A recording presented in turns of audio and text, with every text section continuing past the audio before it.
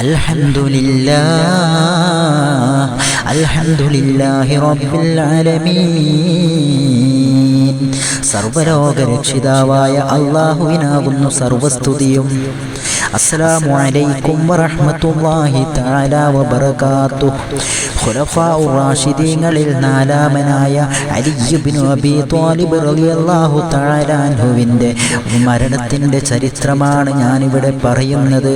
അതൊരു വധമായിരുന്നു, അതൊരു കൊലപാതകമായിരുന്നു. ഖുലഫാഉർ റാഷിദീങ്ങളുടെ ഭരണകാലം ഇസ്ലാമിക ചരിത്രത്തിൽ തന്നെ ഏറ്റവും മികച്ച ദശകങ്ങളായിരുന്നു. അതിൽ നാലാമത്തെ ഖലീഫയാണ് അലി ഇബ്നു അബീ ത്വാലിബ്. ഒന്ന് അബൂബക്കർ സിദ്ദീഖ്, രണ്ട് ഉമർ ഇബ്നുൽ ഖത്താബ്, മൂന്ന് ഉസ്മാൻ ഇബ്നു അഫ്ഫാൻ, നാല് അലി ഇബ്നു അബീ ത്വാലിബ് റളിയല്ലാഹു തആല അൻഹു. തൻ്റെ 63ാമത്തെ വയസ്സിൽ ഹിജ്റ 40 റമളാൻ 19-നാണ് ആ ധീരകേസരി വധിക്കപ്പെടുന്നത്. തൻ്റെ ഏറ്റവും പ്രിയപ്പെട്ട, താൻ ഏറ്റവും ബഹുമാനിക്കുന്ന തൻ്റെ സേവകൻ തന്നെയാണ് അലി റളിയല്ലാഹു തആല അൻഹുവിൻ്റെ ഘാതകൻ. ഈ കൊലപാതകത്തിനു പിന്നിൽ ചതിയുടെ കഥയുണ്ട്, വഞ്ചനയുടെ കഥയുണ്ട്, പ്രേമത്തിൻ്റെ കഥയുണ്ട്, പ്രണയത്തിൻ്റെ കഥയുണ്ട്, പ്രതികാരത്തിൻ്റെ കഥയുണ്ട്. ഒരിക്കൽ ഖലീഫ അലി ഇബ്നു അബീ ത്വാലിബ് റളിയല്ലാഹു തആല അൻഹു യമനിലെ ഗവർണർക്ക് ഒരു കത്തെഴുതുകയാണ്. അല്ലാഹനായ അലി ഇബ്നു അബീ ത്വാലിബ് യമനിലെ ഗവർണറായ ഹബീബ് ഇബ്നു മുനജ്ജിബിന് എഴുതുന്നത്, തൻ്റെ മുൻഗാമിയെ പോലെ ഞാനും നിങ്ങളെ യമനിലെ ഗവർണറായി നിയമിച്ചിരിക്കുന്നു. ഭരണത്തിൽ മര്യാദ പാലിക്കണേ, ജനങ്ങളുടെ മേൽ കാരുണ്യം കാണിക്കണേ എന്ന് ഞാൻ ഓർമ്മപ്പെടുത്തുകയാണ്. ഈ എഴുത്ത് ജനങ്ങൾക്കിടയിൽ വിതരണം ചെയ്യണേ. അവരിൽ നിന്ന് സാഹിത്യക്കാരും പ്രധാനികളുമായ 10 പേരെ തലസ്ഥാനത്തായിരുന്നു ആക്കണത്തിന്റെ ഉള്ളടക്കം. ഖലീഫയുടെ ആവശ്യപ്രകാരം 10 പേര് ഖലീഫയെ കാണാൻ തലസ്ഥാനമായ കൂഫയിലേക്ക് പോവാൻ തെരഞ്ഞെടുക്കപ്പെട്ടു. അക്കൂട്ടത്തിൽ പ്രധാനിയായ അബ്ദുറഹ്മാൻ ഇബ്നു മുൽജമും ഉണ്ടായിരുന്നു. കേൾക്കണേ, ആ പേരൊന്നും കൂടെ കേൾക്കണേ. അബ്ദുറഹ്മാൻ ഇബ്നു മുൽജമും ആ കൂട്ടത്തിലുണ്ടായിരുന്നു. അങ്ങനെ ആ സംഘം ഖലീഫയുടെ സന്നിധിയിലെത്തുകയാണ്. ചർച്ചകൾ ആരംഭിക്കുകയാണ്. ചർച്ചകൾക്ക് ശേഷം സാഹിത്യകാരനും കവിയുമായിരുന്ന അബ്ദുറഹ്മാൻ ഇബ്നു മുൽജം ഖലീഫയെ കവിതയിലൂടെയും സാഹിത്യത്തിലൂടെയും വളരെയേറെ പ്രശംസിക്കുകയാണ്. ഖലീഫ അദ്ദേഹത്തിൻ്റെ നാമവും ഗോത്രവും ചോദിച്ചറിയുകയാണ്. എൻ്റെ പേര് അബ്ദുറഹ്മാൻ ഇബ്നു മുൽജം എന്നാണ്, ഞാൻ മുറാദ് വംശജനാണ്. ഇത് കേട്ടതും അലി റളിയല്ലാഹു തആല അൻഹു ഇന്നാ ലില്ലാഹി വ ഇന്നാ ഇലൈഹി റാജിഊൻ എന്ന് ചൊല്ലുകയാണ്. അത് കേട്ട അബ്ദുറഹ്മാൻ ഇബ്നു മുൽജം ആശ്ചര്യത്തോടെ ചോദിക്കുകയാണ്, അമീറുൽ മുഅ്മിനീൻ, അങ്ങ് എന്തിനാണ് എന്നോട് വെറുപ്പ് കാണിക്കുന്നത്? ഞാൻ അങ്ങയുടെ സേവകനാണ്, ഞാൻ അങ്ങയെ സ്നേഹിക്കുന്നവനാണ്, ഞാൻ അങ്ങയെ ആദരിക്കുന്നവനാണ്, ഞാൻ അങ്ങയുടെ വിജയം ആഗ്രഹിക്കുന്നവനാണ്, ഞാൻ അങ്ങയുടെ ശത്രുക്കളോട് പോരാടാൻ തയ്യാറാണ്, ഞാൻ അങ്ങയുടെ കൂടെ താമസിക്കാൻ താല്പര്യപ്പെടുന്നവരുമാണ്. അലി റളിയല്ലാഹു തആല അൻഹു അദ്ദേഹത്തോട് ചോദിക്കുകയാണ്, ഞാനൊരു കാര്യം ചോദിച്ചാൽ അങ്ങ് സത്യം പറയുമോ? അപ്പോൾ അദ്ദേഹം മറുപടി പറയുകയാണ്, അതെ, തീർച്ചയായും അല്ലാഹുവാണ് സത്യം, ഞാൻ അങ്ങയിൽ നിന്ന് ഒന്നും മറച്ചു വെക്കാൻ ഉദ്ദേശിക്കുന്നില്ല. അലി റളിയല്ലാഹു തആല അൻഹു പറയുകയാണ്, ചെറുപ്പത്തിൽ നിങ്ങളെ പരിപാലിച്ചിരുന്നത് ഒരു യഹൂദ സ്ത്രീയായിരുന്നില്ലേ? എടാ നിർഭാഗ്യവാനെ, നീ ശപിക്കപ്പെട്ടവനാണ്. നീ ഭാവിയിൽ അതിഭയങ്കരമായ ഒരു ഹീനകൃത്യം ചെയ്യാൻ അവസരം വരുന്നവനാണ്. അതിൽ നിന്നും ഒഴിഞ്ഞു മാറണേ, അതിൽ നിന്നും മാറി നിൽക്കണേ എന്ന് ആ സ്ത്രീ താങ്കളെ വാശി പിടിച്ച് കരയുന്ന സമയത്ത് ഓർമ്മിപ്പിക്കാറില്ലേ? അബ്ദുറഹ്മാൻ ഇബ്നു മുൽജം പറയുകയാണ്, താങ്കൾ പറഞ്ഞത് ശരിയാണ്, അവരങ്ങനെ പറഞ്ഞിട്ടുണ്ട്. പക്ഷേ ഞാൻ അങ്ങയെ അതിലേറ്റ് സ്നേഹിക്കുന്നവനാണ്, അങ്ങേയറ്റം ആദരിക്കുന്നവനുമാണ്. അലി റളിയല്ലാഹു തആല അൻഹു പറയുകയാണ്, അത് ശരിയായിരിക്കാം, പക്ഷേ നിങ്ങളായിരിക്കും എൻ്റെ ഘാതകനെന്ന് ഞാൻ സംശയിക്കുകയാണ്, നിങ്ങളായിരിക്കും എൻ്റെ കൊല ചെയ്യുന്നതെന്ന് ഞാൻ സംശയിക്കുകയാണ്. അബ്ദുറഹ്മാൻ ഇബ്നു മുൽജം പറയുകയാണ്, എന്നാൽ അങ്ങ് എന്നെ നാട് കടത്തണേ, എന്നെ നാട് കടത്തണേ, എന്നെ നാട് കടത്തണേ. അലി റളിയല്ലാഹു തആല അൻഹു മറുപടി പറയുകയാണ്, അതിൻ്റെ ആവശ്യമില്ല, നിങ്ങളിവിടെ ജീവിച്ചു കൊള്ളുക, അള്ളാഹുവിൻ്റെ കൽപ്പന പോലെ സംഭവിക്കട്ടെ. അങ്ങനെ അബ്ദുറഹ്മാൻ ഇബ്നു മുൽജം ഖലീഫയുടെ കൂടെ താമസിക്കുകയാണ്. അലി ഇബ്നു അബീ ത്വാലിബിന്റെ സേവകനായി സേവനമനുഷ്ഠിക്കുകയാണ്. അദ്ദേഹം വിശ്വസ്ത സേവകനാണ്. അദ്ദേഹം സൽസ്വഭാവിയാണ്. അദ്ദേഹം മര്യാദയുള്ളവനാണ്, ആദരവ് കാണിക്കുന്നവനാണ്, ബഹുമാനമുള്ളവനാണ്. അലി റളിയല്ലാഹു തആല അൻഹു അദ്ദേഹത്തോട് അതിയായ സ്നേഹവും ബഹുമാനവും കാണിക്കുമായിരുന്നു. അലി റളിയല്ലാഹു തആല അൻഹുവിനോടൊപ്പം കൂഫയിൽ 5 വർഷത്തോളം അദ്ദേഹം സേവകനായി കഴിച്ചു കൂട്ടുകയാണ്. അദ്ദേഹം നെഹ്റുവാൻ യുദ്ധത്തിൽ പങ്കാളിയായി വിജയം കൈവരിച്ചു. ഈ വിജയ വിവരം ഈജിപ്തുകാരെ അറിയിക്കുന്നതിനായി യാത്ര പുറപ്പെടാൻ അദ്ദേഹം അലി റളിയല്ലാഹു തആല അൻഹുവിനോട് അനുവാദം ചോദിക്കുകയാണ്. അലി ഇബ്നു അബീ ത്വാലിബ് റളിയല്ലാഹു തആല അൻഹു അദ്ദേഹത്തിന് അനുമതി നൽകുകയാണ്. ഈജിപ്തിലേക്ക് യാത്ര പുറപ്പെടുകയാണ്.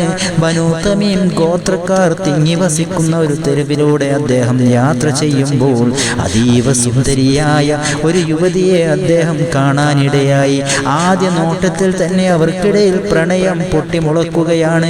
ആ പെൺകുട്ടി ഈ മനുഷ്യനെ കുറിച്ച് അന്വേഷിക്കുകയാണ്, അദ്ദേഹത്തെക്കുറിച്ച് മനസ്സിലാക്കുകയാണ്. അത് അബ്ദുറഹ്മാൻ ഇബ്നു മുൽജമാണ്, അത് ഖലീഫയുടെ സന്തത സഹചാരിയാണ്, അത് നെഹ്റുവാൻ യുദ്ധത്തിന്റെ പോരാളിയാണ്.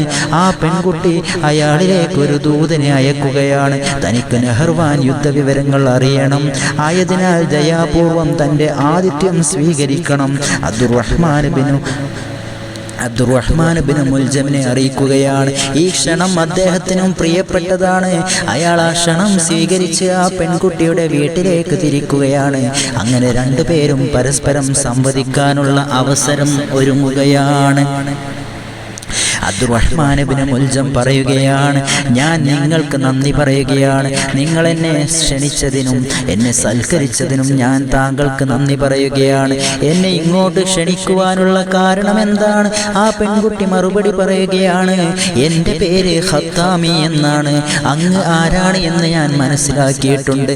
ഞാൻ അങ്ങയെ ക്ഷണിച്ചത് അങ്ങ് ആരാണെന്ന് മനസ്സിലായതിന് ശേഷമാണ്. അങ്ങ് അബ്ദുറഹ്മാൻ ഇബ്നു മുൽജമാണ്, അങ്ങ് ഖലീഫയുടെ സേവകനാണ്, അങ്ങ് നെഹ്റുവാൻ യുദ്ധത്തിന്റെ പോരാളിയാണ്, അങ്ങ് ധീരനാണ്, അങ്ങ് സുമുഖനാണ്. നെഹ്റുവാൻ യുദ്ധത്തിൽ എൻ്റെ ഭർത്താവും എൻ്റെ പിതാവും എൻ്റെ സഹോദരനും പങ്കെടുത്തതാണ്. അവരുടെ വിവരങ്ങൾ അറിയിച്ചു തന്നാൽ ഞാൻ താങ്കളോട് നന്ദിയുള്ളവനായിരിക്കും. പ്രിയപ്പെട്ട ഖത്താമി, നിങ്ങളുടെ പിതാവും നിങ്ങളുടെ ഭർത്താവും നിങ്ങളുടെ സഹോദരനും മാത്രമല്ല 40ഓളം പേർ നിങ്ങളുടെ ബനൂ തമീം ഗോത്രത്തിൽ നിന്ന് നെഹ്റുവാൻ യുദ്ധത്തിൽ മരണപ്പെട്ടു. ഞാനും അതിന് ഉത്തരവാദിയാണ്. ഭവതിയോടുള്ള സ്നേഹത്താൽ ഞാൻ അതിൽ പശ്ചാത്തപിക്കുകയാണ്. അതിന് പ്രായശ്ചിത്തമെന്നോണം ഞാൻ ഭവതിക്ക് വേണ്ടി എന്തും ചെയ്യാൻ തയ്യാറുമാണ്. ഇത് കേട്ടതും ഖത്താമി ബോധം കെട്ട് താഴെ വീഴുകയാണ്. തൻ്റെ പിതാവ് കൊല്ലപ്പെട്ടിരിക്കുകയാണ്, തൻ്റെ ഭർത്താവ് കൊല്ലപ്പെട്ടിരിക്കുകയാണ്, തൻ്റെ സഹോദരനും കൊല്ലപ്പെട്ടിരിക്കുകയാണ്. സ്വബോധം വന്നപ്പോൾ അവൾ പിറുപിറുക്കാൻ തുടങ്ങുകയാണ്. അല്ലാഹുവേ, എനിക്കിനി ആരാണുള്ളത്? ഈ കൊലപാതകങ്ങൾക്ക് പ്രതികാരം ചോദിക്കാൻ ആരെങ്കിലും തയ്യാറായി വരികയാണെങ്കിൽ അവർക്കുള്ളതാണ് എൻ്റെ ശരീരവും എൻ്റെ സൗന്ദര്യവും എൻ്റെ സമ്പത്തും. എന്നെ സഹായിക്കാൻ ആരാണ് തയ്യാറാവുക? അബ്ദുറഹ്മാൻ ഇബ്നു മുൽജം കേൾക്കുന്നതിനായി അവൾ പിറുപിറുത്തുകൊണ്ടേയിരിക്കുകയാണ്. ഇതൊരു വലിയ ചതിയുടെ തുടക്കമാണ്, വഞ്ചനയുടെ തുടക്കമാണ്, പ്രതികാരത്തിൻ്റെ തുടക്കമാണ്. അലി റളിയല്ലാഹു തആല അൻഹുവിനെ ഉന്മൂലനം ചെയ്യുന്നതിനായി എന്തു ചെയ്യാനും ഖത്താമി തീരുമാനിക്കുകയാണ്. അവളുടെ ചതിയുടെ പാത്രമാവുന്നതിനായി അബ്ദുറഹ്മാൻ ഇബ്നു മുൽജമിനെ അവൾ കാമത്തിലൂടെ വീഴ്ത്തുകയാണ്. അബ്ദുറഹ്മാൻ ഇബ്നു മുൽജം ചോദിക്കുകയാണ്, പ്രിയപ്പെട്ട ഖത്താമി, സമാധാനപ്പെടൂ ഖത്താമി, നിന്നെ ഞാൻ സഹായിക്കാം ഖത്താമി. ഇത് കേട്ടതും അബ്ദുറഹ്മാൻ ഇബ്നു മുൽജം പൂർണ്ണമായും തന്നിലേക്ക് ആകർഷിക്കപ്പെട്ടു എന്ന് മനസ്സിലാക്കി അവൾ അർദ്ധനഗ്നയായി അദ്ദേഹത്തിന്റെ മുന്നിൽ പ്രത്യക്ഷപ്പെടുകയാണ്. അബ്ദുറഹ്മാൻ ഇബ്നു മുൽജം അവളുടെ ചതിയിൽ വീഴുകയാണ്. അവളെ തന്നിലേക്ക് ചേർത്ത് പിടിച്ച് അവളോട് പറയുകയാണ്, നീ സജിയത്തിന്റെ പുത്രി ഖത്താമിയാണ്, നിന്നെ വിവാഹം ചെയ്യാൻ ഞാൻ ആഗ്രഹിച്ചതാണ്, നിന്റെ പിതാവിനോട് ഞാൻ പലതവണ ആവശ്യപ്പെട്ടതാണ്. എന്നാൽ വിധി എനിക്കെതിരായിരുന്നു, ഇപ്പോൾ വിധി എനിക്ക് അനുകൂലമായിരിക്കുന്നു. എന്താണ് ഖത്താമി നിങ്ങളുടെ ആഗ്രഹം? അങ്ങയുടെ ആഗ്രഹം തന്നെയാണ് എൻ്റെയും ആഗ്രഹം. പക്ഷേ അതിന് 3 നിബന്ധനകളുണ്ട്. അത് 3ഉം നിർവഹിച്ചാൽ മാത്രമേ ഞാൻ എൻ്റെ സൗന്ദര്യം അങ്ങേക്ക് ആസ്വദിക്കാൻ അനുവദിക്കുകയുള്ളൂ. ഒന്നാമത്തെ നിബന്ധന എന്തെന്നാൽ, എന്നെ വിവാഹം ചെയ്യാൻ ആഗ്രഹിക്കുന്നവർ 1000 ദാസന്മാരെയും 1000 ദാസിമാരെയും എനിക്ക് നൽകണം. രണ്ടാമത്തെ നിബന്ധന എന്തെന്നറിയുമോ? 1000 സ്വർണ്ണ നാണയം എന്നെ വിവാഹം ചെയ്യാൻ ആഗ്രഹിക്കുന്നവർ നൽകണം. അബ്ദുറഹ്മാൻ ഇബ്നു മുൽജം പറയുകയാണ്, നിങ്ങൾ ആവശ്യപ്പെട്ടതിലും കൂടുതൽ നൽകാൻ ഞാൻ തയ്യാറാണ്. എന്താണ് 3ാമത്തെ നിബന്ധന? അവർ അബ്ദുറഹ്മാൻ ഇബ്നു മുൽജമിനെ തന്നിലേക്ക് വശീകരിക്കുകയാണ്. അയാളുടെ മനസ്സിനെ അവൾ കീഴടക്കുകയാണ്. അവൾ 3ാമത്തെ നിബന്ധന പറയുകയാണ്. അവൾ അബ്ദുറഹ്മാൻ ഇബ്നു മുൽജമിലേക്ക് അടുക്കുകയാണ്. അയാളെ ഗാഢമായൊന്ന് പുണരുകയാണ്. അയാളെ കെട്ടിപ്പുണർന്ന് ചുംബിക്കുകയാണ്. എന്നിട്ടവൾ കേണപേക്ഷിക്കുകയാണ്, എൻ്റെ പ്രാണനാഥ, ഞാൻ അങ്ങേക്ക് ഒരു വാൾ തരാം. അതുകൊണ്ട് ഖലീഫ അലി ഇബ്നു അബീ ത്വാലിബ് റളിയല്ലാഹു തആല അൻഹുവിനെ വധിക്കണം. അലി റളിയല്ലാഹു തആല അൻഹുവിനെ വധിക്കണം. അല്ലാഹുവിൻ്റെ റസൂലിൻ്റെ പ്രിയപുത്രി ഫാത്തിമ ബീവിയുടെ ഭർത്താവിനെ വധിക്കണം. ഹസൻ ഹുസൈൻമാരുടെ പിതാവിനെ വധിക്കണം. ഖുലഫാഉർ റാഷിദീങ്ങളിൽ 4ാമനെ വധിക്കണം. അബൂ ത്വാലിബിൻ്റെ പ്രിയപുത്രനെ വധിക്കണം. ഇത് കേട്ടതും അബ്ദുറഹ്മാൻ ഇബ്നു മുൽജം ഞെട്ടിത്തരിച്ചു പോവുകയാണ്. ഇതുവരെ സന്തോഷവാനായിരുന്ന അദ്ദേഹം കോപിതനാവുകയാണ്.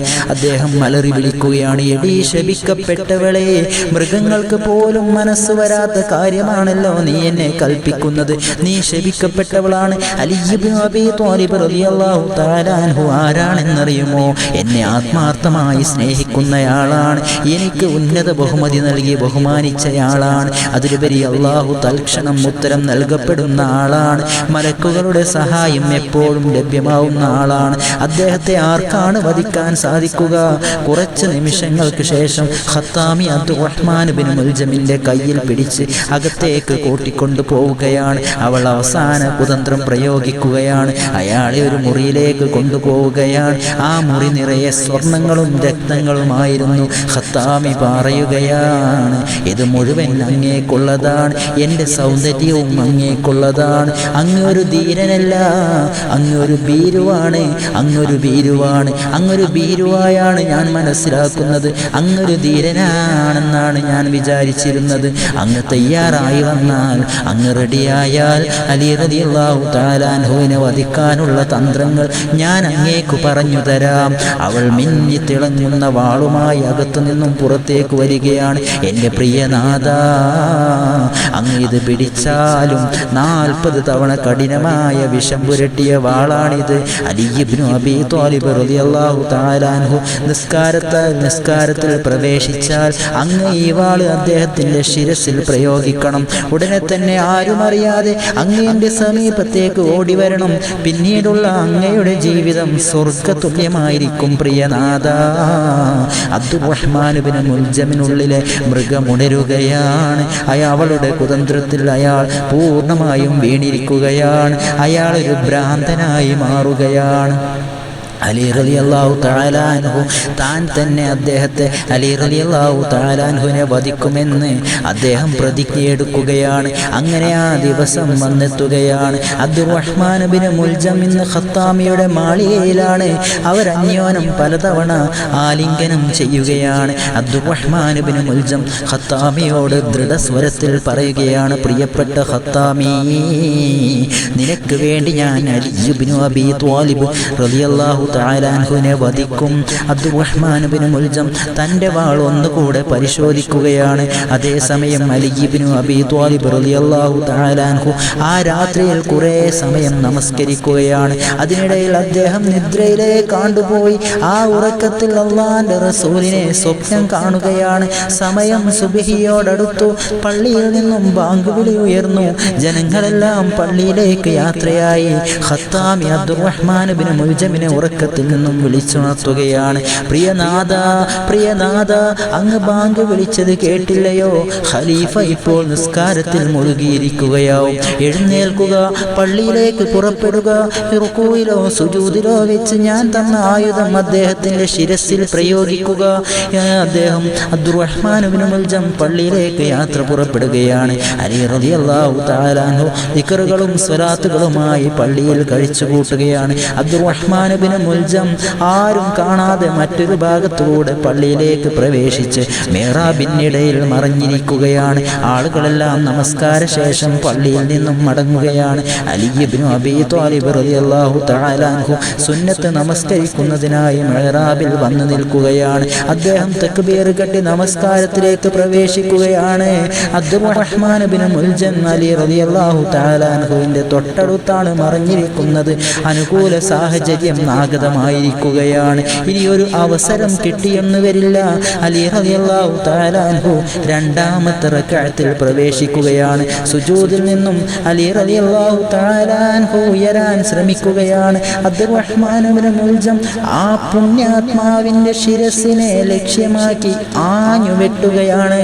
ആ വെട്ടിൽ തല നെറ്റിത്തടം വരെ പിളരുകയാണ്. അത്രയും ശക്തമായാണ് അബ്ദുറഹ്മാൻ ഇബ്നു മുൽജം അലി ഇബ്നു അബീ ത്വാലിബ് റളിയല്ലാഹു തആല അൻഹുവിനെ ആഞ്ഞു വെട്ടിയത്. അലി റളിയല്ലാഹു തആല അൻഹു മിഹ്റാബിൽ വീണിരിക്കുകയാണ്. അല്ലാഹു അല്ലാതെ മറ്റാരും ഈ സംഭവത്തിന് സാക്ഷിയില്ല. മലക്കുകൾ പോലും ഭയന്ന് വിറച്ച പ്രഭാതമാണത്.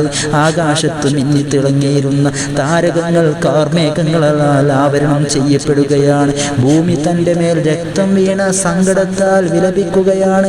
ജനാധിപത്യം അട്ടിമറിക്കപ്പെട്ടിരിക്കുകയാണ്. ഇസ്ലാമിൽ കലഹത്തിന് വിത്ത് വിതറിയിരിക്കുകയാണ്. ആരോരും ചെയ്യാൻ ധൈര്യപ്പെടാത്ത കാര്യം അബ്ദുറഹ്മാൻ ഇബ്നു മുൽജം ചെയ്തിരിക്കുകയാണ്. എന്നാൽ പ്രതീക്ഷകൾക്ക് വിപരീതമായി വീണ് കിടന്ന അലി റളിയല്ലാഹു തആല അൻഹു ഉറക്കെ വിളിച്ചു പറയുകയാണ്, ഏ ജനങ്ങളെ, നീചനായ അബ്ദുറഹ്മാൻ ഇബ്നു മുൽജം എന്നെ ആക്രമിച്ചിരിക്കുകയാണ്.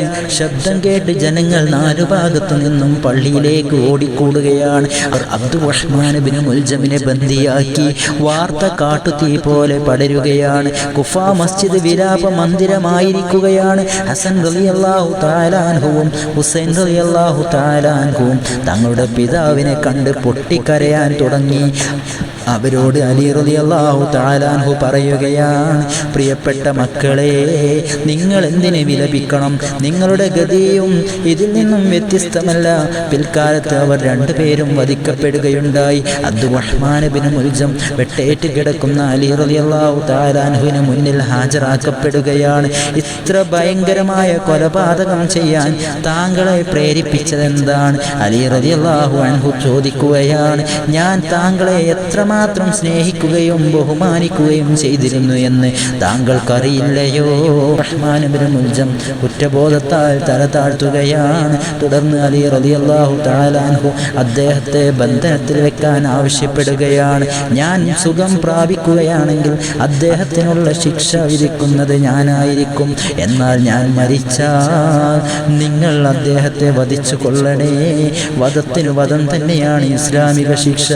എന്നാൽ ശക്തമായ വിഷബാധ കാരണം അലി റളിയല്ലാഹു തആല അൻഹുവിന്റെ സാഹചര്യങ്ങൾ മോശമാവുകയാണ്.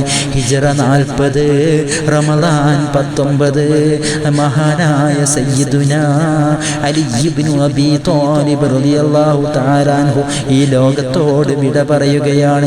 ഇന്നാ ലില്ലാഹി വ ഇന്നാ ഇലൈഹി റാജിഊൻ. ഖുലഫാഉർ റാഷിദീങ്ങളുടെ ഭരണകാലം അവസാനിക്കുകയാണ്. ഇസ്ലാമിൽ ഏറ്റവും മികച്ച ദശകങ്ങൾക്ക് താൽക്കാലികമായി വിരാമം കുറിക്കുകയാണ്. ഇസ്ലാമിക ലോകത്ത് അസമാധാനം വിതറിയ അബ്ദുറഹ്മാൻ ഇബ്നു മുൽജം അന്നേ ദിവസം തന്നെ വധിക്കപ്പെടുകയാണ്. ഖത്താമി നിറയെ സ്വർണങ്ങളും രത്നങ്ങളുമായി തൻ്റെ പ്രിയതമനെ കാത്തിരിക്കുകയാണ്. എന്നാൽ ചതിയുടെയും വഞ്ചനയുടെയും പ്രേമത്തിൻ്റെയും പ്രതികാരത്തിൻ്റെയും കമിതാക്കൾ പിന്നീടൊരിക്കലും പരസ്പരം കണ്ടുമുട്ടിയിട്ടില്ല.